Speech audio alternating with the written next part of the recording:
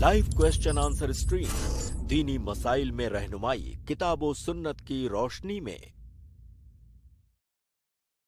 अस्सलामु अलैकुम वरहमतुल्लाहि वबरकातुहू। अल्हम्दुलिल्लाहि रब्बिल आलमीन वस्सलातु वस्सलामु अला रसूलिहिल करीम व मन तबिअहुम बिइहसानिन इला यौमिद्दीन, अम्मा बाद। आप तमाम भाइयों और बहनों का इस्तकबाल है, आपको खुशामदीद कहता हूँ, खैर मक़दम कहता हूँ हमारी आज की इस लाइव स्ट्रीम में। अल्हम्दुलिल्लाह हमारी ये लाइव क्वेश्चन आंसर्स की स्ट्रीम है, जिसमें जो हफ्ते में 5 दिन होती है, और आज का हमारा इस हफ्ते का पहला दिन है इंशाअल्लाह। आज से लेकर के 5 दिन हम आपके रूबरू होंगे, आपके सवालात लेंगे और शेख मोहतरम डॉक्टर मोहम्मद नसीम मदनी हफिज़हुल्लाह आपके सवालात के जवाबात देंगे। तो आइए बिला ताख़िर स्ट्रीम का आगाज़ करते हैं, शेख मोहतरम को ऐड करते हैं, इस्तकबाल करते हैं। अस्सलामु अलैकुम वरहमतुल्लाहि वबरकातुहू शेख। वालेकुम सलाम वरहमतुल्लाहि वबरकातुहू। बहुत शुक्रिया शेख ज्वाइन होने के लिए हमारे साथ। इजाज़त हो तो सवालात का सिलसिला शुरू करते हैं शेख। जी बिस्मिल्लाह। जी बहुत शुक्रिया। तो आइए सवालात का सिलसिला शुरू करते हैं। सबसे पहले गेस्ट है सिस्टर सुमैया, मैं आपको ऐड कर रहा हूँ, आप अपना सवाल करें।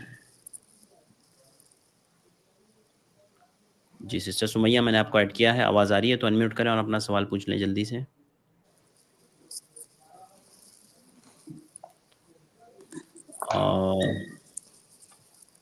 ठीक है, मैं अगले गेस्ट आदिल अंसारी को ऐड कर रहा हूँ, आप अपना सवाल करें आदिल भाई। ठीक है, वो भी रिमूव हो गए हैं। तो इसके बाद मैं अगले गेस्ट तैयब को ऐड कर रहा हूँ। अस्सलाम वालेकुम। वालेकुम अस्सलाम वरहमतुल्लाहि वबरकातुहू। अस्सलाम वरहमतुल्लाहि मेरा सवाल एफिलिएटेड मार्केट से मुतालिक है। जी अच्छा, मैंने आपकी वीडियो देखी थी जो आपने भेजी थी, लेकिन उसमें हाँ मेरे कुछ क्वेश्चन क्लियर नहीं हो पाए। ठीक है, पूछ लीजिए क्या क्वेश्चन है आपके, जी क्लियर अच्छा, कर लीजिए। जी मैं पूछना चाहता हूँ कि फ्लिपकार्ट पर आपने भी देखा होगा कि एग्जाम्पल कोई प्रोडक्ट 2000 का दिखाते हैं लेकिन 99 में देते हैं, जबकि असल में वो कभी 2000 का था ही नहीं। ये उनकी ट्रिक होती है, ये फेक डिस्काउंट होते हैं। ये ज्यादातर प्रोडक्ट पर होते हैं लेकिन कभी कभी सच भी होते हैं। क्या ये धोखा हो अगर मैं एफिलिएट मार्केटिंग करूं, क्योंकि ये फेक डिस्काउंट दिखा रहे हैं? तैयब भाई, आपका सवाल समझ असल गए में आप? थोड़ा सा वाज़ेह नहीं हो पाया आवाज़ की वजह से। अच्छा अच्छा कुछ चीज़ें मैं अच्छा, समझ एक पाया, मिनट कुछ मैं मैं नहीं समझ पाया आपकी। एक मिनट आवाज़ क्लियर नहीं है आपकी। जी फरमाएं। बताता हूँ आपको। हाँ हाँ जी, फ्लिपकार्ट पर आपने भी देखा होगा कि डिस्काउंट देते हैं। हाँ ठीक है। जैसे कि एग्जांपल 2000 का लिखते हैं, फिर उसे कट करके 99 का दिखाते हैं, ठीक जबकि है असल में वो कभी 2000 का था ही नहीं। ये एक तरीके का धोखा हो गया मतलब। तो ये सब फेक डिस्काउंट होते हैं, तो ये ज्यादातर प्रोडक्ट होते हैं। तो क्या ये अगर मैं एफिलिएट करूँ इनका तो मुझे गुनाह होगा, क्योंकि धोखा लग रहा है। ठीक है, समझे आप? समझ में आ जी गया सवाल वाज़ेह है। बिस्मिल्लाह बिस्मिल्लाह अल्हम्दुलिल्लाह वस्सलातु वस्सलामु अला रसूलिल्लाह। इनका असल मेन सवाल जो है वो ये कि किसी वेबसाइट पे किसी सामान की कोई कीमत दिखाई जाती है, दो कीमतें लिखी होती हैं। एक होता है कि असली कीमत मिसाल के तौर पर 2000 और उसमें डिस्काउंट करके 900 रुपये, मसलन 900 रुपये या 1900 रुपये, सॉरी मान लीजिए 100 रुपये डिस्काउंट दिखाया जा रहा है। अब इनका कहना है कि वो सामान दर हकीकत कभी 2000 का होता ही नहीं है, जी वो होता ही है 1900 का। उसको 2000 लिख करके फिर 100 रुपया डिस्काउंट दिखाते हैं ताकि अट्रैक्ट कर सकें कस्टमर्स को। देखिए भाई, धोखा किसको कहते हैं? जैसे मेरा कोई सामान है, ये सामान मार्केट में 10 रुपए का बिक रहा है, लेकिन मेरी मर्जी है कि मैं इस सामान को 12 रुपए में बेचूंगा। मेरे ऊपर कोई पाबंदी नहीं है, शरीयत की जानिब से मेरे ऊपर कोई पाबंदी नहीं है।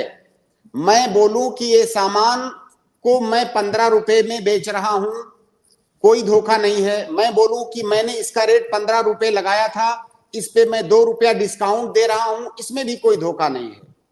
ये धोखे का डिफिनेशन है ही नहीं जो आप बता रहे हैं। मेरा सामान है, जितनी मर्जी मैं उतने में बेचूं, तो इसमें धोखा कहां से है? नहीं, शायद आप समझे नहीं। समझा समझ में आ दीजिए गया ना। भाई आपका सवाल। मतलब आप ये बोलना नहीं, चाह रहे हैं कि जैसे जो प्रोडक्ट 2000 लिखा हुआ है उसको डिस्काउंट जी करके वो 1000 रुपए में दे रहे हैं, वो कभी जी जी 2000 का था ही नहीं। जी हाँ तो मतलब वो शेख ने उसी का जवाब दिया। मैं फेक उसी का डिस्काउंट जवाब दिखा दे रहे रहा हैं। हूँ भाई। मैं ये सामान मार्केट में 10 रुपए जी। का ये पेन मिल रहा है, मैं 20 में बेचूंगा, किसी को क्या परेशानी है? अच्छा अच्छा। समझ रहे मार्केट हैं आप में बात, समझ रहे हैं? दूसरी दुकानों पे आपको, हाँ, अगर मैं आपसे ये कहूं कि भाई पूरे हिंदुस्तान में ये कलम आपको 20 रुपए में मिलेगा, जबकि पूरे हिंदुस्तान में 10 में मिलता है, तो ये गलत होगा, क्योंकि मैं आपको धोखा दे रहा हूं, आपसे झूठ बोल रहा हूं।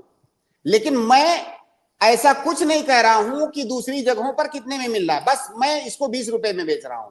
आपको लेना है तो लीजिए, इसमें कोई धोखा नहीं है। धोखा उस वक्त है जब मैं आपसे झूठ बोलूं, उसके बारे में गलत इंफॉर्मेशन दूं। लेकिन अगर अपने सामान को मैं किसी भी कीमत पर बेचना चाहूं, आपकी मर्जी, आप खरीदना चाहें तो खरीदें, इसमें कोई धोखा नहीं है।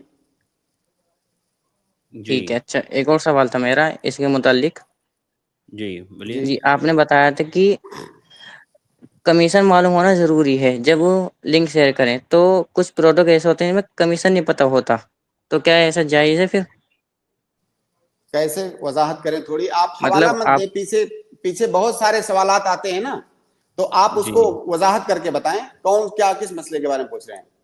मतलब आपने वीडियो में बताया था, एफिलेटेड वाली वीडियो में, कि 3 भाई शर्तें हैं। सैकड़ों वीडियो हैं, सैकड़ों वीडियो तो हैं, तो नहीं, पूरा आप वो सवाल चीज आप बताएं। पूरा कंप्लीट पूछिए, सवाल सवाल पूरा नहीं, कंप्लीट पूछिए आप। जैसे कि एफिलेटेड में कुछ प्रोडक्ट पर कमीशन में मालूम नहीं होता कि कितना मिलेगा, हम्म। तो ऐसा जायज है जब मालूम नहीं है? क्योंकि आपने एक शर्त बताई थी। क्या शर्त बताई थी? क्या शर्त बताए थे? ये भी शर्त बताई थी कि प्रॉफिट कमीशन मालूम होना जरूरी है। देखिए, कमीशन कमीशन दूसरी चीज है, और आप एफिलिएटेड मार्केट जो पूछ रहे हैं वो दूसरी चीज है। दोनों को एक साथ आप क्यों मिला रहे हैं? आप एफिलिएटेड मार्केट क्या है उसकी वजाहत करें, आप क्या समझते हैं उससे? एफिलिएटेड जी, उसमें क्या होता है? उसमें उसमें एक होता चैन है। होता है, आप किसी के जी मेंबर बनते हैं, किसी के मेंबर पहले खुद बनते हैं, फिर दूसरों को मेंबर बनाते हैं। दूसरे मेंबर्स जब वो सामान खरीदेंगे तो आपको पॉइंट्स मिलेंगे, फिर उस पर आपको कुछ रकम मिलेगी, यही तो होता है। जी। हाँ, तो इसको मैंने बहुत वजाहत के साथ बताया है, एक बार मुख्तसर अंदाज में फिर सुन लें कि अच्छा। मार्केटिंग का एक तरीका ये है कि कोई कंपनी है, उसका कोई प्रोडक्ट है, और वो कंपनी कहती है आपसे कि आप मेरे इस प्रोडक्ट का ऐड कीजिए, उसका प्रचार कीजिए, और मेरे लिए कस्टमर ढूंढ के लाइए। अगर आप मेरे लिए कस्टमर ढूंढ के लाएंगे और वो कस्टमर मुझसे सामान खरीदेगा, तो जब कस्टमर मुझसे सामान खरीदेगा तो मैं हर कस्टमर पर आपको कुछ पॉइंट्स दूंगा, और जब वो पॉइंट्स की तादाद इतनी हो जाएगी तो फिर मैं आपको इतनी रकम दूंगा। उसमें ये होता है। अब उस कंपनी का मेंबर बनने के लिए पहले खुद आपको वो प्रोडक्ट खरीदना होगा। जब तक आप वो प्रोडक्ट खरीदेंगे नहीं, तब तक उस कंपनी का प्रचार आप नहीं कर सकते। ये कायदा होता है उनके यहां, और तो इसलिए जायज नहीं है। जायज ना होने की वजह क्या है कि किसी कंपनी का प्रचार करके उस पर कमीशन लेना जायज उसी वक्त होगा जब उसके अंदर कुछ शर्तें पाई जाएंगी। पहली शर्त यह है कि उस कंपनी का मेंबरशिप आपको फ्री में मिले, तब ये जायज है। अगर उस कंपनी का मेंबरशिप लेने के लिए आपको कोई रकम देनी पड़ रही है, तब ये जायज नहीं है, क्योंकि ये जुआ हो जाएगा। जुआ कैसे होगा कि आपने उस कंपनी का मेंबर बनने के लिए एक रकम पे किया, अब आपको नहीं मालूम है कि आगे आप उससे कितना कमाएंगे। अभी आपको कोई चीज नहीं मिल रही है, आगे आप थोड़ा कमाएंगे, ज्यादा कमाएंगे, कुछ नहीं कमाएंगे, क्या होगा आपको कुछ भी पता नहीं, और इसी को जुआ कहते हैं। जुआ का डिफिनेशन शरीयत में यह है कि आप किसी मामले के अंदर दाखिल हो और आपको यह ना मालूम हो कि आप गानिम होकर निकलेंगे कि गारिम होकर, मतलब फायदा उठाकर निकलेंगे कि नुकसान उठा करके। तो आप इस मामले में दाखिल हो रहे हैं, आपको कुछ भी नहीं पता, उसके लिए आप बाकायदा रकम दे रहे हैं।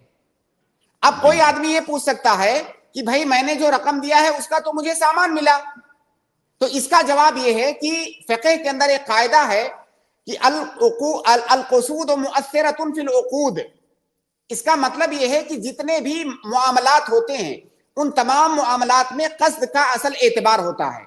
आपने उस कंपनी का मेंबरशिप लेने के लिए वो प्रोडक्ट खरीदा है, وہ پروڈکٹ آپ کی ضرورت نہیں تھی, آپ کی حاجت نہیں تھی, گویا کہ وہ پروڈکٹ آپ کا مطمع نظر ہے ہی نہیں, آپ کا ٹارگٹ وہ پروڈکٹ نہیں ہے, آپ کا ٹارگٹ ممبر بننا ہے. تو جب وہ پروڈکٹ آپ کا ٹارگٹ, آپ کا ہدف نہیں ہے, آپ کا مقصود نہیں ہے, اس کا مطلب اس پروڈکٹ کو آپ بیچ سے ہٹا دیجئے. جب بیچ سے اس پروڈکٹ کو ہٹا دیں گے, اس کا مطلب یہ ہوگا کہ آپ نے مثلا 1000 روپیہ پے کیا اس کمپنی کا ممبر بننے کے لیے. اب اس 1000 کے بدلے میں آپ کو کچھ ملے گا کہ نہیں ملے گا, کوئی بھروسہ نہیں ہے. اور جوا میں یہی ہوتا ہے کہ آپ کوئی رقم لگاتے ہو, آپ کو پتا نہیں کہ آپ کو فائدہ ہوگا, نقصان ہوگا, کچھ ملے گا, کم ملے گا, زیادہ ملے گا, کچھ بھی نہیں پتا ہوتا ہے, مکمل طور سے بلائنڈ ہوتا ہے سامنے. تو یہی جوئے کی شکل ہے. تو لہٰذا اس وجہ سے یہ جو مارکیٹنگ کا یہ طریقہ ہے یہ جائز نہیں ہے. اس کے اندر اور بھی خرابیاں ہیں, لیکن سب سے بڑی خرابی اس کے اندر یہی ہے. اب بہت سارے لوگ ہیلہ اختیار کرتے ہیں کہ بھائی ہماری کمپنی کا آپ سامان خرید لو اور اس کے ممبر بن جاؤ. جب سامان خرید لو گے تو پھر گویا کہ آپ جوا نہیں کھیل رہے ہو. تو وہ سامان جو آپ خرید رہے ہیں, جب آپ کا مقصود ہی نہیں ہے وہ سامان, آپ کا مقصود اصل ممبر بننا ہے, تو اس سامان کا کوئی اعتبار نہیں ہوگا. تو لہٰذا مارکیٹنگ کا یہ طریقہ جائز نہیں ہے. اس کے علاوہ دوسری ایک خرابی یہ ہے کہ اس میں ہوتا کیا ہے کہ آپ اس کمپنی کے ممبر بن گئے, اب آپ آگے چل کر کے 10 ممبر اور بنائیں گے, 10 کسٹمر کھینچ کے لائیں گے, وہ اس کمپنی سے پروڈکٹ خریدیں گے اور اس کے ممبر بنیں گے. آپ وہ جو 10 ممبر لائے, ہر ممبر پر آپ کو کچھ پوائنٹ ملے گا, بعد میں اس کی رقم آپ کو ملے گی. اب یہ جو 10 ممبر ہیں, ان میں سے ہر ممبر پھر اپنے ممبر بنائے گا. اس طرح سے یہ ایک چین بنتا چلا جائے گا. سوال یہ ہے کہ آپ نے جو 10 ممبر بنائے تھے اس کی رقم تو آپ کو مل گئی, اب ان 10 ممبرز نے جو آگے ممبر بنائے اس میں تو آپ کا کوئی دخل نہیں ہے. وہ رقم آپ کو کیوں مل رہی ہے؟ اس میں تو آپ کی کوئی بھی محنت نہیں ہے. تو لہٰذا وہ رقم آپ کو کس وجہ سے مل رہی ہے؟ اگر کوئی آدمی یہ کہے کہ بھائی وہ رقم مجھے اس لیے مل رہی ہے کہ اگر میں پہلا ممبر نہ بناتا تو وہ بعد کے جو ممبر ہے وہ کہاں سے آتے, تو اس کا جواب یہ ہے کہ اس طرح تو کسی بھی بیع و شراء میں, کسی بھی خرید و فروخت میں کہا جا سکتا ہے. جیسے آپ کوئی سامان کسی آدمی سے بیچتے ہیں, اب وہ آدمی آپ سے سامان خریدا اور آپ کو پیسہ دے دیا, اب وہ آگے جا کر کے وہ سامان کہیں اور بیچے گا, پھر وہ تیسرا آدمی کہیں اور بیچے گا, یہ پورا سلسلہ چلتا چلا جائے گا. اب کیا آپ کو جو پہلے اس کی قیمت مل چکی ہے, کیا اس کے بعد بھی آپ کو کچھ ملے گا؟ اس کے بعد آپ کو کچھ نہیں ملے گا. بعد کے لوگ جو خرید رہے ہیں اس میں سے آپ کو کچھ نہیں ملے گا. تو یہاں پر آپ یہ کیوں نہیں کہتے ہیں کہ اگر میں نے پہلی بار سامان نہیں بیچا ہوتا تو وہ جو چین بنا ہے وہ لوگ کہاں سے خریدتے؟ یہاں تو آپ نہیں کہتے ہیں. تو لہٰذا وہ جو اس مارکیٹنگ کے طریقے میں جو بعد کے ممبرز آ رہے ہیں اور اس پر آپ کو رقم مل رہی ہے, وہ رقم ملنے کی کیا وجہ ہے؟ تو لہٰذا دیکھیے صحیح بات یہ ہے کہ مارکیٹنگ کا یہ جو طریقہ ہے یہ جوا کی نئی شکل ہے. لوگوں نے اس کی جوا کی شکل بدل دی ہے, اس کی حقیقت نہیں بدلی ہے. اور ہماری شریعت میں ایک قاعدہ ہے کہ العبرۃ فی العقود بالمعانی ولیس بالالفاظ والمبانی. آپ کسی معاملے کا نام بدل دیں, طریقہ بدل دیں, الفاظ بدل دیں تو اس سے معاملہ نہیں بدل جاتا ہے. اصل اعتبار حقائق کا اور معانی کا ہوتا ہے, اس کی ریالٹی نہیں بدل جائے گی. لہٰذا وہ جوا ہے جس کو ایک نئی شکل دے دی گئی ہے. جی بہت شکریہ شیخ. جی طیب بھائی, وہ پھر سے ریموو ہو گئے. ٹھیک ہے, امید ہے ان کو جواب مل گیا ہوگا. الحمدللہ کافی تفصیلی جواب آ گیا. بہت شکریہ. عادل انصاری, میں آپ کو دوبارہ ایڈ کر رہا ہوں, آپ اپنا سوال کریں بھائی. جی السلام علیکم. وعلیکم السلام علیکم. وعلیکم السلام ورحمۃ اللہ جی جی آواز وبرکاتہ. شیخ, میرا سوال پہلا یہ ہے کہ میں سعودی عرب میں ہوں, تو یہاں پہ میں دیکھا نماز پڑھتے ہوئے, جیسے جب دوسری جماعت ہوتی ہے تو اس میں جیسے نماز سلام پھیر دیتے ہیں, اور جو باقی جو دوسری رکعت میں جو تھوڑا لیٹ آتے ہیں ان کی کچھ رکعت باقی ہوتی ہے, تو اس میں مطلب دوسرے جو بعد میں آتے ہیں وہ ایک دم ان کے ساتھ شامل ہو جاتے ہیں. اور ایسا میں نے ایک امام صاحب کو بھی دیکھا کہ وہ نماز مطلب انہوں نے فرض نماز پڑھائی اور اس کے بعد کوئی دوسرا آیا نماز پڑھنے کے لیے تو انہوں نے اس کے ساتھ ڈبل جماعت کری. تو اس کا تھوڑا میرے کو جاننا تھا کہ کیا حقیقت ہے. شیخ کیا سوال آپ کی سمجھ میں آیا ہے؟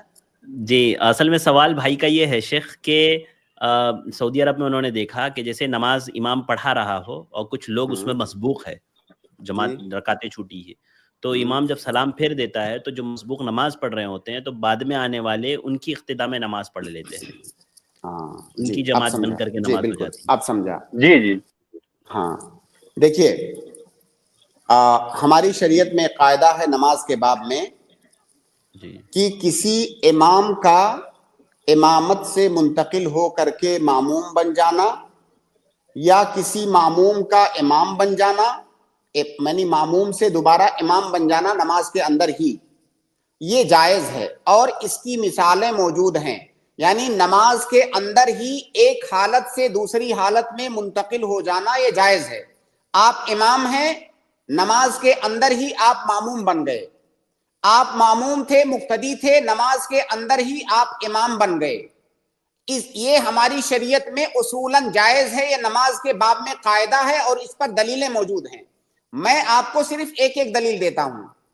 जैसे आपने अल्लाह के नबी सल्लल्लाहु अलैहि वसल्लम के बारे में ये पढ़ा होगा कि जब आप मरदुल मौत में थे तो आपने अबू बकर सिद्दीक रज़ियल्लाहु ताला अन्हु को इमामत करने का हुक्म दिया और वो इमामत कर रहे थे। इसी दौरान अल्लाह के नबी सल्लल्लाहु अलैहि वसल्लम को जब थोड़ा इफाका हुआ तो आप अपने हुजरे से निकल करके आए और देखा कि अबू बकर रज़ियल्लाहु ताला अन्हु इमामत कर रहे हैं।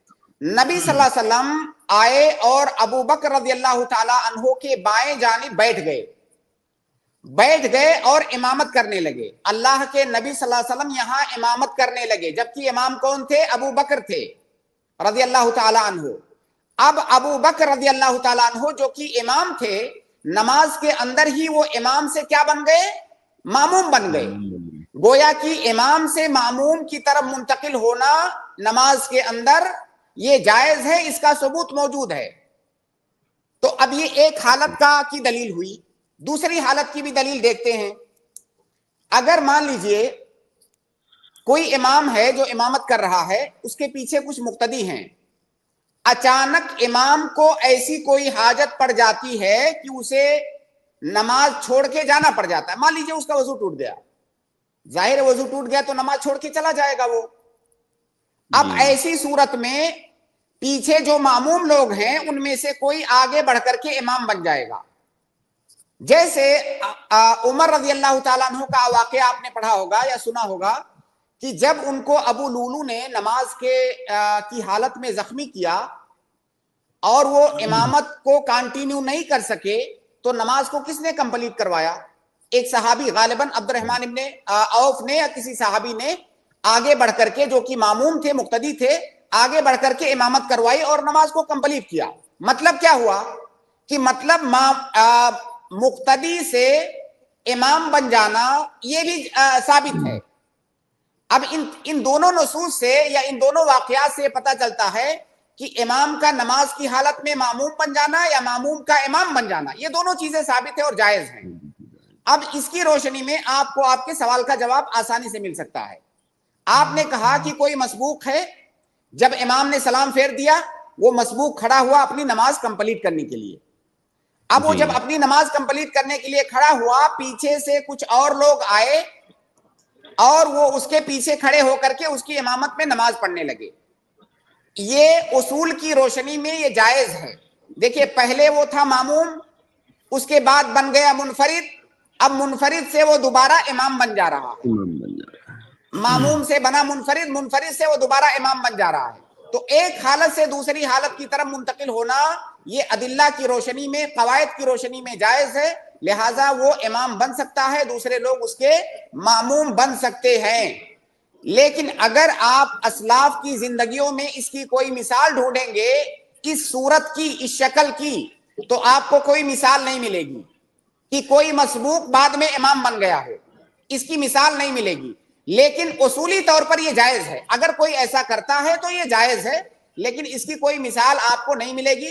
लिहाजा अगर आप चाहें तो मसबूक से इमाम बन जाए और अपनी इमामत में दूसरे लोगों को नमाज पढ़ाएं, और अगर आप चाहें तो इनफराद की हालत में ही आप अपनी नमाज मुकम्मल कर लें। दोनों सूरतें जायज हैं। जी जी, बहुत शुक्रिया। जी आदिल भाई, दूसरा मेरे को दूसरा सवाल थोड़ा फैमिली के हिसाब से पूछ सकता हूँ? जी जी, पूछ लीजिए। मेरे घर में एक थोड़ा मसला होता है, मतलब मेरी अम्मी थोड़ा सख्त मिजाज की है।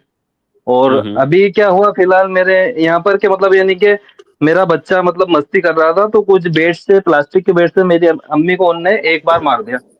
तो पहली बार चिल्लाया अम्मी ने, और गलती से उसने बोला कि मतलब छोटा बच्चा था, उन्होंने बोला कि अच्छा मेरे को डांटा अम्मा ने, तो वो दूसरी बार उसको मारता है। तो फिर मेरी अम्मी उसको जोर से पीछे पीठ पे मार देती है। तो फिर मेरी जो वाइफ है, फिर वो मेरे बच्चों को बोलती है कि बेटा देखो, ये तेरी नानी कोई नहीं है जो मतलब यानी कि तेरी मार सहन कर लेगी, ऐसा ऐसा बोलती है। तो मेरी अम्मी फिर मेरे रूम में आ जाती है ये बातें सुन के, और फिर मेरी बीवी को भी डांटने लगती है। और फिर उसके बाद वो भी कुछ बोलती है, तो फिर मेरी अम्मी उनको चाटा वाटा मारती है, और कपड़े थोड़े नाखून नाखून पे लगा दिए। ऐसा करने के बाद फिर मतलब मेरी किसको बीवी किसको आपकी अम्मी अम्मी आपकी किसको नहीं, मारती है? अम्मी बीवी को जी मारते हैं, बहू को? जी हाँ, मेरी वालिदा अम्मी ने बहू मेरी को। बीवी को मारा, मतलब चाटा भी मारा। और उसके बाद जी मतलब घसीटा, मतलब कपड़े पकड़ के, और मतलब मेरी वाइफ को नाखून वगैरह भी लग गए। तो अब ठीक है, वो मतलब उनके मतलब मेरे ससुराल चली गई, मतलब वो मतलब मेरी वाइफ के पियर चली गई। समझ गया। आप अपने ठीक है, मायके अब चले गए? मसला एक मायके एक चली और गई। छोटी सी, हाँ, अब इसमें बात ये है कि मेरे वालिद ने मुझे 17,000 रुपये रकम दी थी, कि मतलब ये आदिल, मेरे को एक एक्टिवा खरीदना है तेरे छोटे भाई के लिए, तो ये तू तेरे पास रख।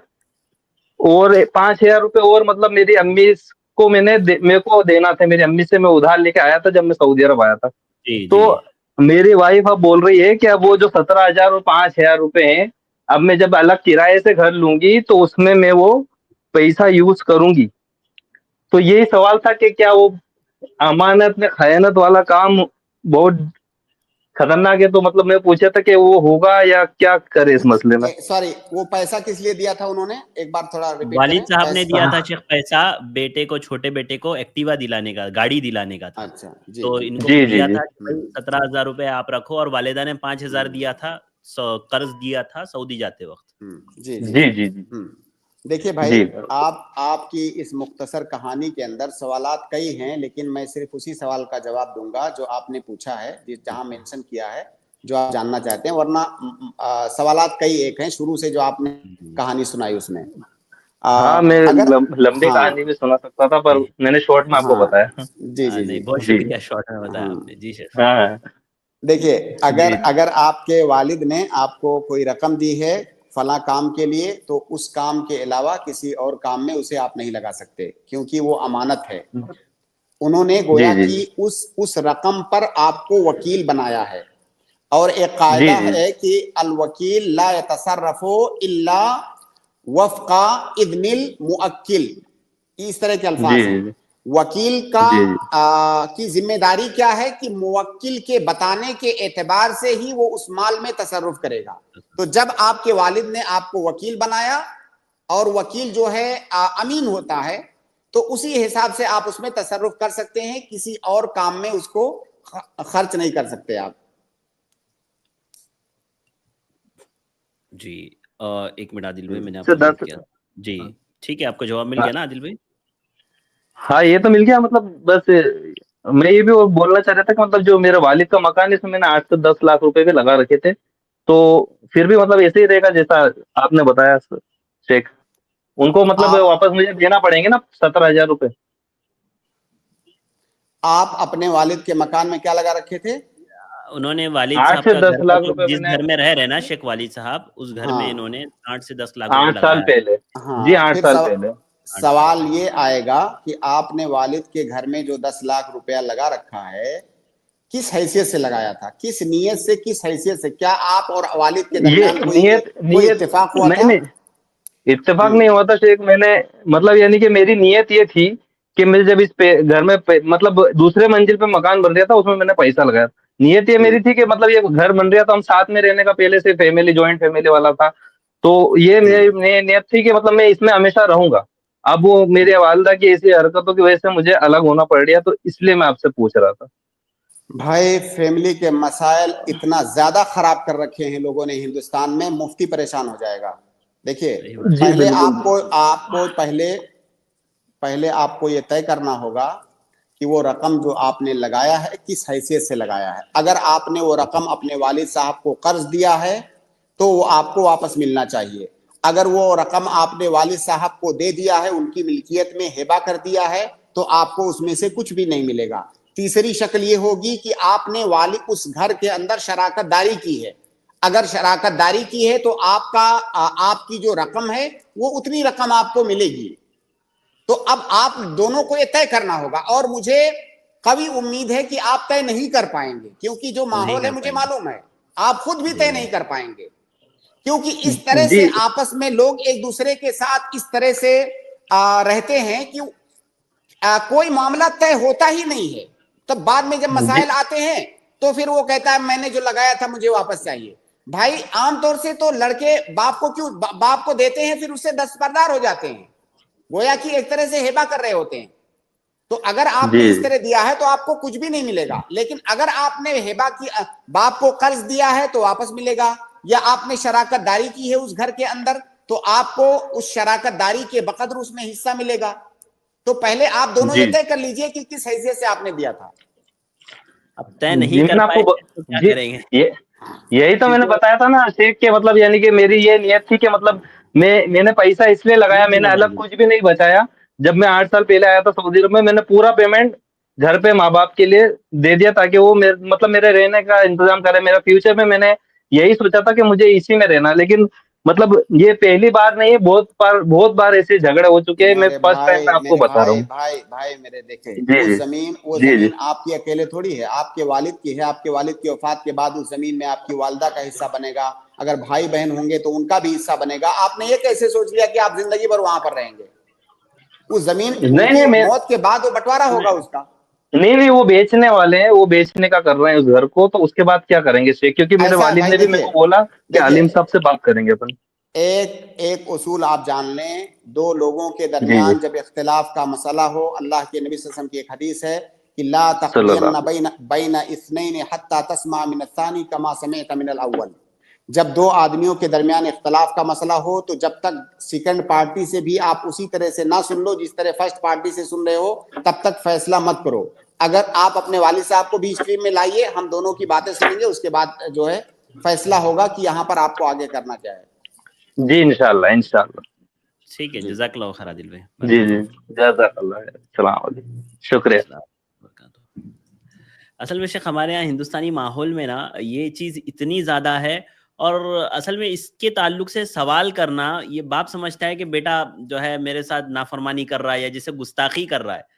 جیسے باپ کی کوئی کمپنی ہے, بیٹے کو اگر کام پر رکھ رہا ہے, بیٹا پوچھ لے کہ بھئی کس حیثیت سے میں ہوں, تو بس ایسا ہو جائے گا کہ بھئی اس نے بغاوت کر لی ہے میرے ساتھ. اس کی وجہ سے معاملہ جتنے زیادہ خراب ہوتے ہیں. جوائنٹ فیملی کا جو سسٹم ہے اور اس کے اندر جو خرابیاں ہیں, اس کا اگر جائزہ لیں گے تو آپ کو صاف طور سے پتا چلے گا کہ جوائنٹ فیملی کا سسٹم یہ اسلامی سسٹم نہیں ہے. اسلامی سسٹم میں جوائنٹ فیملی کا تصور نہیں ہے, اور جو خرابیاں ہیں وہ تو آپ گنا نہیں سکتے, اتنی ساری خرابیاں ہیں. جائیداد سے متعلق, پراپرٹی سے متعلق جو خرابیاں ہیں وہ تو ہے ہی, اس کے علاوہ دیگر حقوق بھی دوسروں کے مارے جاتے ہیں, بہت سارے مسائل ہوتے ہیں. مطلب یہ گفتگو کا ایک مستقل موضوع ہے. جی شیخ, بہت شکریہ. چلیے اگلے گیسٹ کو ایڈ کرتے ہیں ہم لوگ. اگلے گیسٹ ہے عبدل, میں آپ کو ایڈ کر رہا ہوں, آپ اپنا سوال کریں. اس کے بعد جاوید مکان. السلام علیکم ورحمۃ اللہ وبرکاتہ. وعلیکم السلام ورحمۃ اللہ وبرکاتہ. جی شیخ, میں سویگی میں کام کرتا ہوں, فوڈ ڈیلیوری ہے سویگی اور زومیٹو. جی تو اس میں جو ہے کمپنی ہم لوگ کو یہ پرووائڈ کرتی ہے, کچھ ایکسیڈنٹ ہوا تو کیش لیس ٹریٹمنٹ پرووائڈ کرتی ہے ہاسپٹلس میں, بنا کیش پے کرے وہاں پر ہم لوگ کو ٹریٹمنٹ دیتے ہیں. ٹھیک ہے, تو یہ فیسلٹی ہم لوگ لے سکتے ہیں کیا؟ یہ بتائیے کہ کیا جب کمپنی آپ جوائن کرتے ہیں تو اس کے لیے, اس فیسلٹی کو لینے کے لیے کیا کوئی رقم وغیرہ لی جاتی ہے شروع میں, یا آپ کی سیلری سے کوئی رقم وغیرہ کاٹی جاتی ہے؟ نہیں شیخ, سیلری سے تو کاٹی نہیں جاتی ہے, اور پیسہ بھی کچھ لیے نہیں ہے اس کے نام سے. مطلب کوئی انشورنس وغیرہ کا سسٹم تو نہیں ہے یہ؟ مطلب تھرڈ پارٹی ہے اس میں, مطلب جو جس کمپنی کے انڈر میں. کیش لیس جو آپ کرتے ہو تو بعد میں کیا پے کرنا پڑتا ہے آپ کو, یا اسی وقت ہم کیا کو کرنا پڑتا ہے آپ کو؟ یعنی تھرڈ پارٹی جو انشورنس کمپنی ہوتی ہے وہ انوالو ہوتی ہی ہے نا اس میں بیچ میں؟ ہاں انوالو ہوتی ہے, بس ہم لوگ کا جو آئی ڈی کارڈ رہتا ہے وہ پوچھتی ہے. میرے بھائی جب تک سوال مکمل نہیں کرو گے جواب آپ کو صحیح نہیں مل پائے گا. دیکھیے نا, جب ہم نے پوچھا تب آپ نے بتایا کہ اس میں انشورنس کی ایک پارٹی انوالو ہوتی ہے. ہاں ہاں جی جی. کیسا ہے نا, اس کو ایسے پے کرتا ہوئے گا کوئی نہ کوئی, یا تو کمپنی پے کرتی ہے یا تو آپ کی سیلری میں سے پے کرتی ہے اس کو, تبھی تو انشورنس تھرڈ پارٹی آپ کو دے رہی ہے وہ فیسلٹی. عموماً کیا ہوتا ہے جی شیخ, جو کمپنی والے جی ہوتے ہیں اپنے امپلائیز کا انشورنس کرواتے ہیں, امپلائیز سے کچھ بھی نہیں لیتے ہیں. وہ جو اس کا پریمیم ہوتا ہے انشورنس کا وہ کمپنی بھرتی ہے. اب امپلائی کیا سمجھتا ہے, وہ آ کے سوال کرتا ہے کہ مجھے کچھ بھی نہیں دینا پڑتا ہے. بھائی آپ کو نہیں دینا پڑتا ہے نا, لیکن کوئی تو دے رہا ہے. تو انشورنس چاہے آپ خریدیں تب بھی حرام ہے, انشورنس آپ کے لیے کوئی اور خریدے وہ بھی حرام ہے. تو اس لیے سوال میں ڈنڈی مت مارا کیجئے, سوال مکمل کیجئے. جی آپ ڈائریکٹ کہیے نا کہ انشورنس ہوتا ہے, انشورنس کا جو اماؤنٹ ہوتا ہے میری کمپنی پے کرتی ہے, آپ ایسے کہیے. ہیلتھ انشورنس جی کراتی ہے کمپنی اپنے امپلائیز کی, تو یہ جائز نہیں ہے بالکل. کسی بھی طرح سے اس میں جواز کی کوئی صورت نہیں, وہ انشورنس لینا آپ کے لیے جائز نہیں ہے. اور ابھی میں ٹریٹمنٹ کرا چکا ہوں تو اس کا اماؤنٹ کا کیسے کروں میں؟ آپ جو دیکھیے, آپ تھوڑا ہاں سا اور بھی تفصیل سنیے. مان لیجئے جی آپ کی کمپنی نے آپ کے لیے انشورنس خریدا, ہاں اور اس انشورنس کے لیے آپ کی کمپنی نے مثال کے طور پر 50,000 روپے پے کیا. فار جی ایگزامپل 50,000 روپے پے کیا. اب اگر اللہ نہ کرے آپ کے ساتھ حادثہ ہو جاتا ہے, بیمار ہو جاتے ہیں, یا کوئی بھی ایسا کچھ بھی ایسا ہو جاتا ہے جس کی وجہ سے آپ کو علاج لینا پڑتا ہے, اب جی آپ کے لیے جائز ہے کہ آپ 50,000 کا علاج لے سکتے ہیں, کیونکہ وہ 50,000 اصل رقم ہے جو آپ کی کمپنی نے پے کیا ہے, اتنے کا علاج آپ لے سکتے ہیں. 50,000 سے اوپر کی جو رقم ہے وہ سود ہے. انشورنس میں کیا ہوتا ہے کہ آپ تھوڑی رقم پے کیے رہتے ہیں, اسی دوران آپ کے ساتھ حادثہ ہو گیا, آپ کو ایک بڑا اماؤنٹ ملتا ہے. تو جتنی رقم آپ نے پے کیا ہوا ہے اتنی رقم سے آپ استفادہ کر سکتے ہیں. اس کے اوپر کی جو رقم ہے وہ سود ہے, اس سے استفادہ کرنا یہ جائز نہیں ہے. اب اگر آپ نے جو ہے پاسٹ میں کچھ کر لیا ہے اس کو بھول جائیے, آگے خیال رکھیے کہ آپ اپنی کمپنی سے کہہ دیجئے کہ مجھے انشورنس سے فائدہ نہیں اٹھانا ہے. جی جی ٹھیک ہے عبدل بھائی. جی سر. جی شیخ, ایک چھوٹا سا ایک سوال ہے غیر محرم کے تعلق سے. میری بیوی کا ڈیلیوری ہوا ہے, تو ان کے دیکھ بھال کے لیے ان کو بہن کو لا کے میں گھر پہ رکھ سکتا ہوں کیا؟ ان کی ماں نہیں ہے, ان کی وفات ہو گئی ہے, تو ان کے دیکھ بھال کے لیے صرف ان کے بہن جو ہے تیار ہو رہے ہیں دیکھنے کے لیے, باقی لوگ کوئی تیار نہیں ہو رہے ہیں. تو ٹھیک ہے, سوال واضح ہے عبدل بھائی. دیکھیے اگر ایسی سچویشن ہے تو بالکل آپ لا کے رکھ سکتے ہیں, لیکن ایک شرط کے ساتھ. وہ جی شرط یہ ہے کہ آپ اپنی سالی کے لیے محرم نہیں ہیں. آپ کی سالی کا آپ سے پردہ ہے. اب اگر پردے کے جتنے تقاضے ہیں وہ تمام تقاضے پورے ہوتے ہیں آپ کے گھر میں آپ کی سالی کے لیے, تو آپ رکھ سکتے ہیں.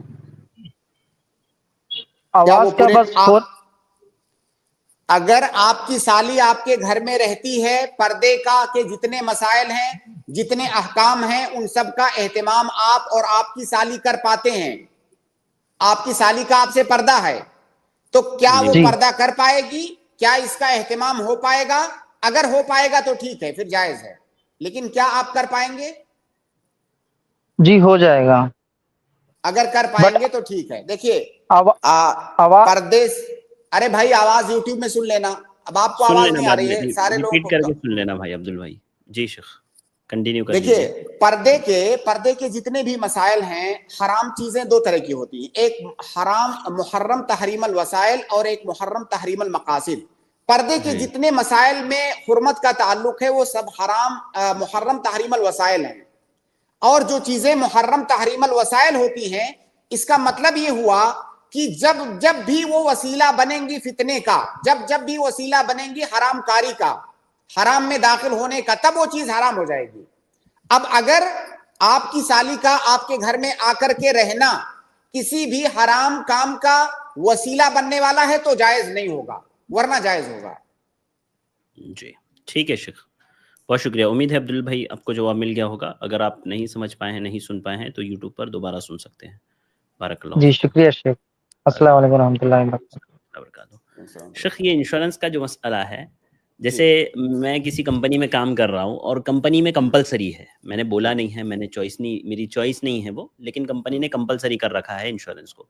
اب کمپنی میرا انشورنس بھرتی ہے تقریباً 5 سال تک، 6 سال تک سمجھیے، کمپنی اگر میرا انشورنس بھر رہی ہے ہر مہینہ 10,000 کے حساب سے، تو سمجھیے 5-6 سال کا ہو جائے گا وہ، جو ہے یعنی مطلب ایک اماؤنٹ ہو جائے گا۔ اب اگر جی بڑا اماؤنٹ ہو جائے گا، تو جب میں انشورنس لے رہا ہوں شیخ، تو کیا وہ پورے 6 سال کا جو اماؤنٹ بھرا ہوا ہے وہ استعمال کر سکتا ہوں میں؟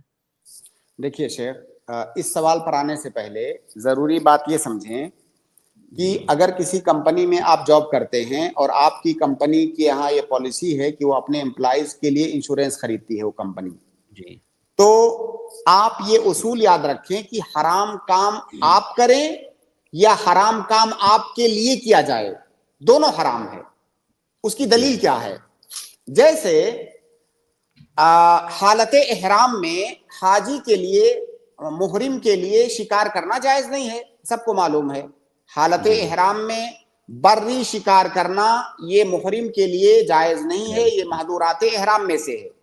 سوال یہ ہے کہ اگر کوئی دوسرا انسان اس محرم کے لیے شکار کر کے لائے کہ میں نے آپ کے لیے شکار کیا ہے، آپ تو نہیں مار سکتے شکار، لیکن میں نے آپ کے لیے کیا ہے، یہ لیجئے کھا لیجئے، تو کیا اس کے لیے کھانا جائز ہوگا؟ بالکل بھی جائز نہیں ہوگا۔ اس سلسلے میں اللہ کے نبی صلی اللہ علیہ وسلم کی صریح حدیث موجود ہے کہ وہ محرم نہ تو خود شکار کر سکتا ہے، نہ تو اس کے لیے کوئی اور شکار کر سکتا ہے۔ اس حدیث سے اصول کیا پتا چلا کہ حرام کام آپ خود بھی نہیں کر سکتے اور آپ کے لیے کوئی دوسرا بھی حرام کام نہیں کر سکتا۔ اگر آپ جانتے ہیں اور آپ کا تعاون اس میں شامل ہے تو گویا کہ وہ حرام کام آپ بھی کر رہے ہیں۔ اب انشورنس خریدنا جس طرح آپ کے لیے جائز نہیں ہے، اسی طرح سے آپ کے لیے آپ کی کمپنی اگر خرید رہی ہے تو یہ بھی جائز نہیں ہے۔ اگر آپ اس پر راضی ہیں تو گویا کہ آپ ہی خرید رہے ہیں۔ تو یہ اصول آپ یاد رکھیں۔ اب کسی ایسی کمپنی میں آپ ہیں جہاں کی جو آپ کے لیے انشورنس خریدتی ہے، ایسی صورت میں دو حالتیں ہو سکتی ہیں، یا تو آپ کی مجبوری ہو سکتی ہے یا تو آپ کی مجبوری نہیں ہو سکتی ہے۔ اگر وہ کمپنی آپ کی مجبوری ہے، آپ حالت اضطرار میں ہیں، اگر آپ نے جاب چھوڑ دیا تو آپ کے پاس زندگی کو سروائیو کرنے کا کوئی دوسرا راستہ نہیں ہے، تو ہم آپ سے کہیں گے ٹھیک ہے آپ بھوکے مرنے والے ہیں، آپ نوکری کنٹینیو کیجئے۔ لیکن ایسا ہوتا نہیں ہے اس زمانے میں۔ ایک نوکری چھوڑیے، آپ کے پاس 10 کام ہیں، ضروری تھوڑی ہے کہ آپ لگژری لائف جیئیں، آپ کوئی دوسرا محنت مزدوری والا کام کیجئے۔ تو اگر اس کمپنی میں آپ سے حرام کاری کروایا جاتا ہے اور اس کمپنی میں جاب کرنا آپ کی مجبوری نہیں ہے تو آپ وہاں جاب مت کیجئے، چھوڑ دیجئے۔ تو یہ تو مجبوری کی حالت ہو گئی۔ تو اگر مجبور آپ ہیں تو جاب کیجئے اور انشورنس لینے دیجئے اس کو، لیکن اگر آپ مجبور نہیں ہیں تو وہاں پر جاب کرنا آپ کے لیے جائز نہیں ہوگا، کیونکہ وہاں پر آپ کے نام پر ایک انشورنس لیا جا رہا ہے جو کہ جس کے اندر کی سود ہے، جس کے اندر کی حرمت کی کئی ساری شکلیں موجود ہیں۔ اب یہاں سوال یہ آتا ہے کہ مان لیجئے اب جو آپ نے سوال کیا کہ حالت اضطرار میں کوئی آدمی نوکری کر رہا ہے، کمپنی نے 5-6 سال تک اس کی قسطیں بھری، جیسے 5 سال تک بھری شیخ 10,000 کے حساب سے تو تقریباً 6 لاکھ روپے ہو جاتا ہے۔ جی ہاں، تو 6 لاکھ روپیہ اس کمپنی نے اپنے امپلائی کے لیے بھرا۔ اب اس کے بعد اس امپلائی کو ایک بڑا اماؤنٹ مل رہا ہے، 50 لاکھ مل رہا ہے۔ اس کے بدلے میں وہ امپلائی کیا کر سکتا ہے؟ وہ صرف اتنا کر سکتا ہے کہ جو رأس المال ہے، جو کیپٹل ہے، جو اس کمپنی نے بھرا ہوا ہے، اتنا وہ لے سکتا ہے بس۔ کیوں؟ کیونکہ وہ اتنا حلال ہے، اتنا اس کی کمپنی کا مال ہے جو اس کی کمپنی نے بطور مساعدہ اپنے موظف کو، اپنے امپلائی کو دیا ہوا ہے۔ اس کے اوپر کی جو رقم ہے وہ کیا ہے؟ وہ سود ہے۔ اس کے اوپر کی جو رقم ہے وہ سود ہے، اسے وہ نہیں لے سکتا۔ جی جی ہاں، ایک چیز اور، سوری، यहां पर एक बात और जान लें कि वो रकम आप अपने ऊपर खर्च नहीं कर सकते, लेकिन इंश्योरेंस की कंपनी में वो रकम आप मत छोड़िए, वो रकम आप ले लीजिए, क्योंकि आपके अकाउंट में वो रकम दाखिल हो चुकी है। वो रकम वहां से आप ले लीजिए और कहीं भी वजूहुल खैर में, रिफाहे आम्मा में, भलाई के काम में आप उसको खर्च कर दीजिए। किसी गरीब मोहताज को दे सकते हैं, किसी जो है खैरी काम में आप उसको खर्च कर सकते हैं, उस हराम और खबीस माल से तखल्लुस हासिल करने की नीयत से, ना कि अजर सवाब की नीयत से। जी जी, बहुत शुक्रिया शेख, जज़ाकल्लाहु खैर। असल में ये है कि शेख जितनी बड़ी कंपनीज़ है आज की तारीख़ में, जहाँ भी लोग काम करते हैं, बड़े फर्म जो भी है, तो वहाँ पर कंपलसरी होता है शेख इंश्योरेंस, और अगर अब ना करवाएं तो फिर ऐसी सब कंपनीज़ में कोई काम ही नहीं कर पाएगा शेख मुसलमान। देखिए शेख, देखिए पहली बात तो सारी कंपनियों में ऐसा नहीं होता, मैं ऐसी कंपनियों को जानता हूं, मैंने देखा है, बहुत सारी कंपनियों में आपके लिए इख्तियारी होता है, इजबारी नहीं होता है। इख्तियारी होता है, आप चाहें तो लें, चाहें तो ना लें। दूसरी बात वही जो मैंने कहा कि अगर आप हालत इत्तरार में हैं तब तो आप मुत्तर हैं, मुत्तर के लिए तो मैता खाना भी जायज है। तो अगर आप आप अपनी हालत के बारे में खुद डिसीजन लीजिए कि क्या आप हालत इत्तरार में हैं कि नहीं। ठीक है शेख, बहुत शुक्रिया, जज़ाकल्लाहु खैर। मैं अगले गेस्ट को ऐड कर रहा हूँ, MK, मैं आपको ऐड कर रहा हूँ, आप अपना सवाल करें जल्दी से। अस्सलाम वालेकुम। वालेकुम अस्सलाम रहमतुल्लाहि व बरकातुहू। शेख, एक प्रॉपर्टी से रिलेटेड सवाल है। जी जी। हम लोग को 5 भाई 4 बहन हैं, ठीक है। एक प्रॉपर्टी की वैल्यू फिक्स कर दी गई है 1 CR, ठीक है। जिसमें से वाली नहीं है, वाला नहीं है, घर के कोई बड़े नहीं है, और इसमें से एक बहन फौत हो गई है, उनके 3 औलाद है, और एक बहन भाई है। वालिद साहब की जिंदगी में फौत हुई है, वालिद साहब की वफात के बाद बहन फौत हुई है? वालिद साहब की जिंदगी के बाद। ठीक है। और एक ऐसे ही एक भाई है, वो भी फौत हो गए, उनकी वाइफ है, उनको 3 किड्स है, वो मैरिड, अभी वो दूसरों से मैरिड कर लिए। तो इस सिचुएशन में कैलकुलेशन कैसा होगा? और 5 भाई कितनी में? देखिए पहले ये बताइए वफात किसकी हुई? वालिद साहब की वफात हुई। वालिद साहब की वफात हुई। अपने पीछे उन्होंने क्या, वफात के वक्त कौन कौन से लोग जिंदा थे ये बताइए आप। वफात के बाद बीवी मौजूद 5 थी। बेटे बताया ना आपने? जी, 5 भाई 4 बहन। हाँ, 5 बेटे और 4 बहनें। मय्यत से जोड़िए रिश्ता, ना आप अपने साथ मत जोड़िए शेख, वो रिश्ता अपने साथ मत, आप थोड़ी, आपकी वफात थोड़ी हुई है, वफात तो आपके वालिद साहब से रिश्ता जोड़ करके बताइए। उनके 5 बेटे और 4 बेटियां थी। 5 बेटे मौजूद थे उनकी वफात के वक्त? जी। और कितनी बेटियां मौजूद थी? 4 बेटियां। जी। 4 बेटियां मौजूद थी। और कौन मौजूद था?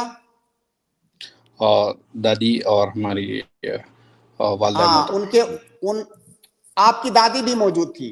जी जी। या आप अपने से मत जोड़िए, आपके वालिद की माँ, दादी भी हो गए, आप उनकी वालिदा। मेरे भाई जितना पूछें उतना बताइए प्लीज। थोड़ा सा। आपके वालिद की वफात के वक्त, आपके वालिद की वफात के वक्त उनकी वालिदा मौजूद थी?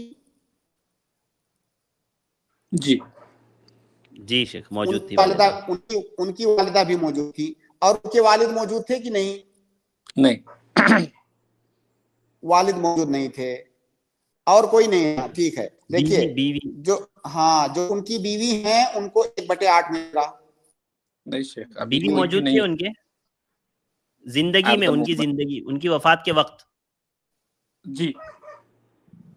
यानी आपकी वालिदा जो है, उनका इंतकाल कब हुआ? वालिद साहब से पहले हुआ या बाद में हुआ, ये बताइए। वालिद साहब के फौत के बाद 12 साल के बाद हुआ, उससे पहले वालिदा थी शेख उस वक्त जिंदा?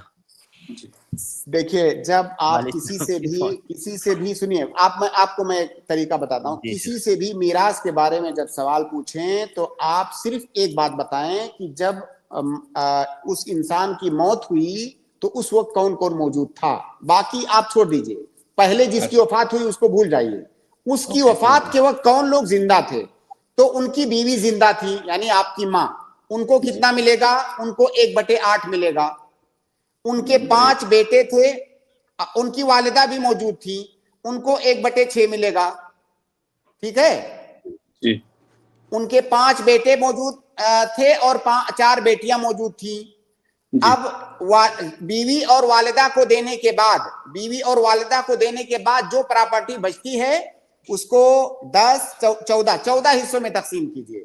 ان 14 حصوں میں سے ایک حصہ بیٹیوں کو دے دیجئے اور 2 بیٹوں کو. اوکے شیخ.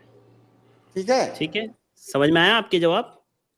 ہاں سمجھ میں تو آ گیا شیخ, لیکن ابھی دادی اور جیسے والدہ کا آپ اب کیسا ہے نا, جیسے آپ والدہ کا حصہ اب آپ نکالیں گے, اب والدہ تو زندہ ہے نہیں, تو والدہ کی زندگی میں جو وفات کے وقت جو لوگ موجود تھے وارثین, ان میں باقی کا تقسیم ہوگا, اور ہاں ان میں والدہ, پھر وہ والدہ کے ورثہ بنیں گے, پھر وہ والدہ کے اماؤنٹ کے ورثہ بنیں گے. اوکے ٹھیک ہے, تھینک یو. کچھ ڈاؤٹ نہیں رہا نا آپ کو ابھی؟ کیلکولیشن کرتا ہوں, دیکھتا ہوں. جزاک اللہ خیر.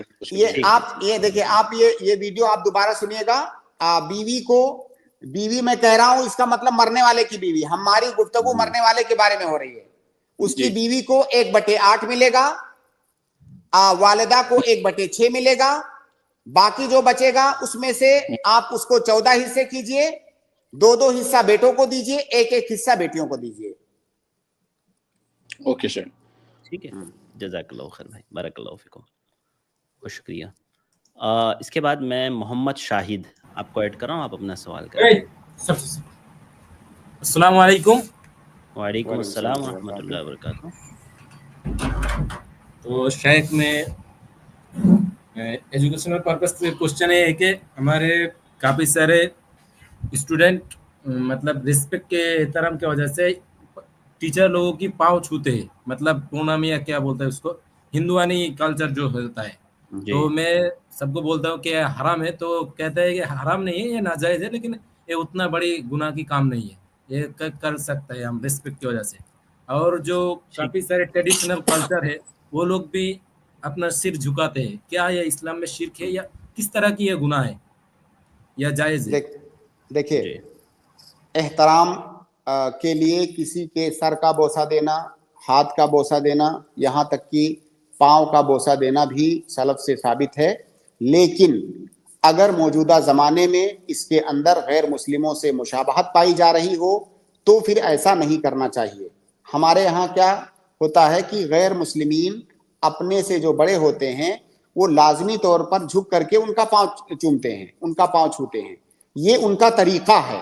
تو اس میں واضح طور سے ان کی مشابہت پائی جا رہی ہے, اس لیے اس زمانے میں خاص طور سے ہمارے معاشرے میں اس سے بچنا چاہیے.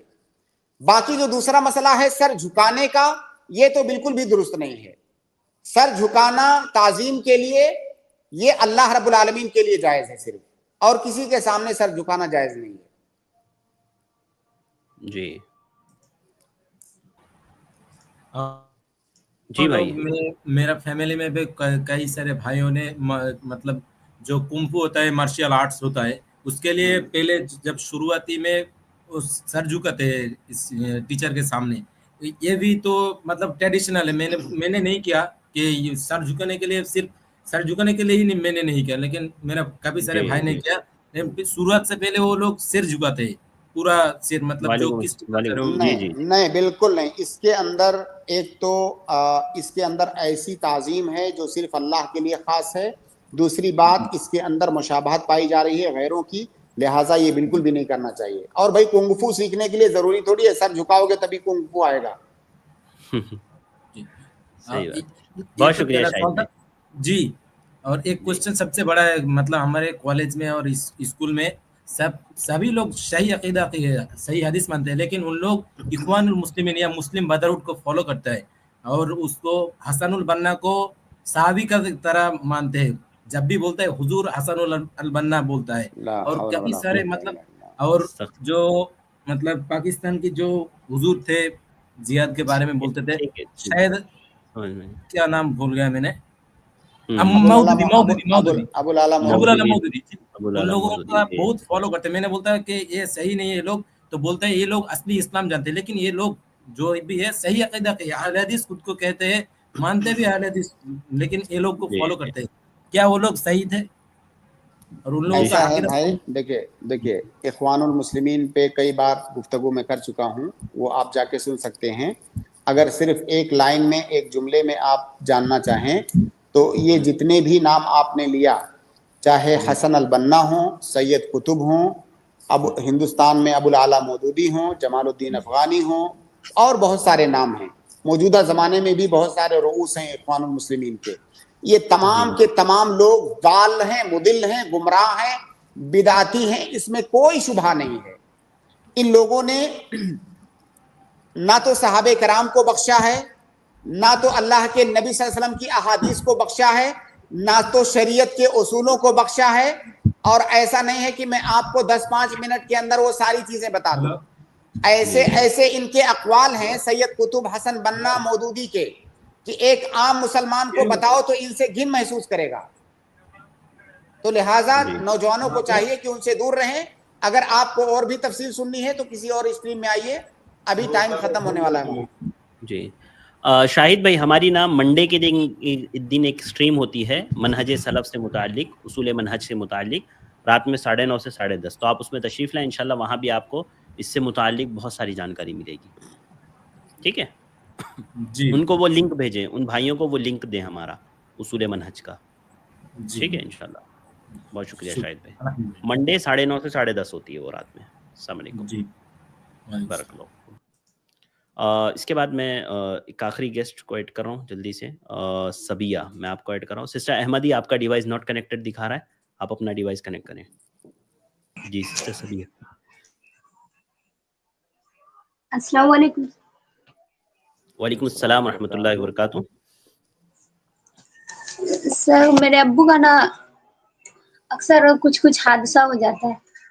فی الحال بھی ایک بہت بڑا حادثہ ہو گیا ہے جس میں شریر کا کچھ حصہ فریکچر بھی ہو گیا ہے.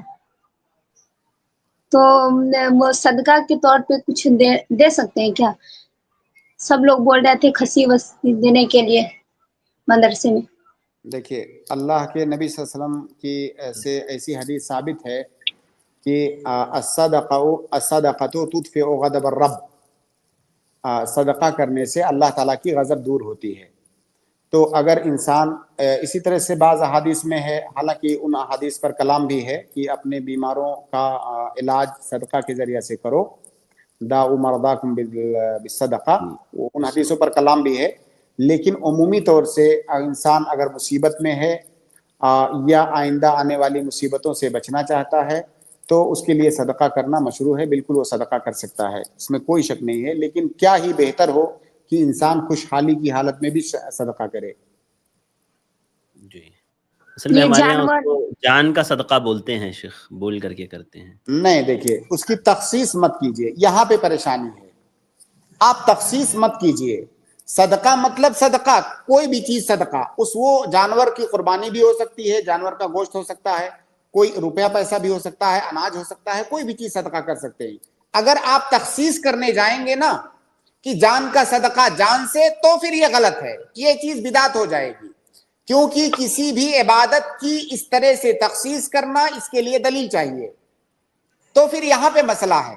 آپ تخصیص کیے بغیر کوئی بھی صدقہ کر سکتے ہیں.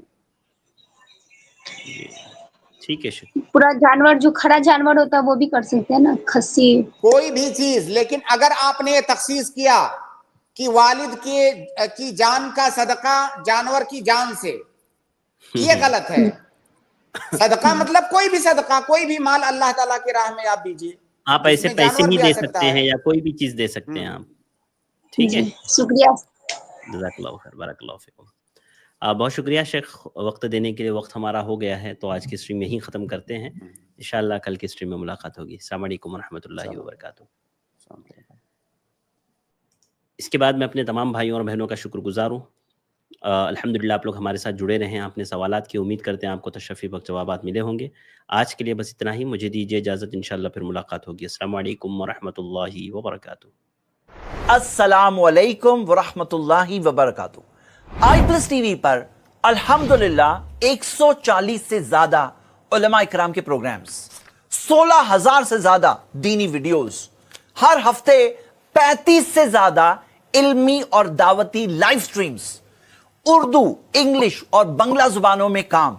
آئی plus T V mobile app, smart T V app اور آئی پلس ریڈیو پر 24 گھنٹے لائیو پروگرامز، 40 سے زیادہ سوشل میڈیا ایپس پر daily video upload, 13 YouTube channels, الحمدللہ تجربے کار علم والے علماء، اسلام کی صحیح تعلیمات لوگوں تک پہنچانا اور دین کی دفاع، اس کام کو آپ کو ضرور سپورٹ کرنا چاہیے. جزاک اللہ خیر، والسلام علیکم ورحمۃ اللہ. Support i+TV. ڈونیشن دینے کے لیے 9588888826 پر کال کریں.